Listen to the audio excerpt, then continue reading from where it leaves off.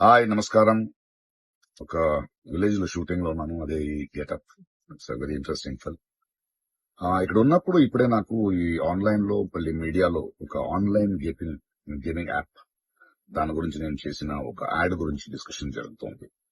అందరినీ ప్రశ్నించి నేను సమాధానం చెప్పాలి కదా, ఎందుకంటే చాలా మంది క్వశ్చన్ చేస్తున్నారు మీరు ఎలా చేస్తారని. అది ఒక 2016, ఒక 9 years బ్యాక్ ఇలాంటి ఒక యాడ్ నా దగ్గరకు వచ్చింది. నేను చేశాను, నిజం. ఆ తర్వాత కొన్ని నెలల్లోనే అది తప్పని నాకు అర్థమైంది.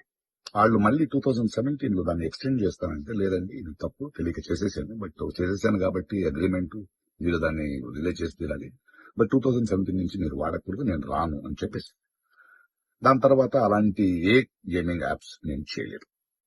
2021 లో కూడా ఆ కంపెనీ ఇంకో కంపెనీకి అమ్మేసి వాళ్ళు దాన్ని ఏదో సోషల్ మీడియా ప్లాట్ఫామ్ లో యూజ్ చేస్తే నేను వాళ్ళకి నోటీసులు, వాళ్ళకి ఈమెయిల్, మళ్ళీ వాట్సాప్ లో పంపించి, లేదండి ఇందులో నేను లేను, ఇది చేయకూడదు, కాంట్రాక్ట్ అయిపోయింది, ఇది తప్పు అని కూడా చెప్పాను. వాళ్ళు ఆపేశారు.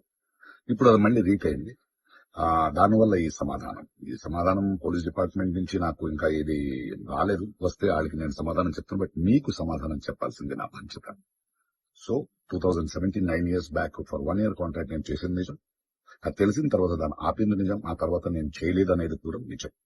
ఈ మాట మీకు చెప్తున్నాను. ఇంకో విషయం, దయచేసి యంగ్స్టర్స్, ఇలాంటి గేమింగ్ యాప్ అది ఒక వ్యసనం. ప్లీజ్ మీ జీవితాన్ని కోల్పోండి. Thank you.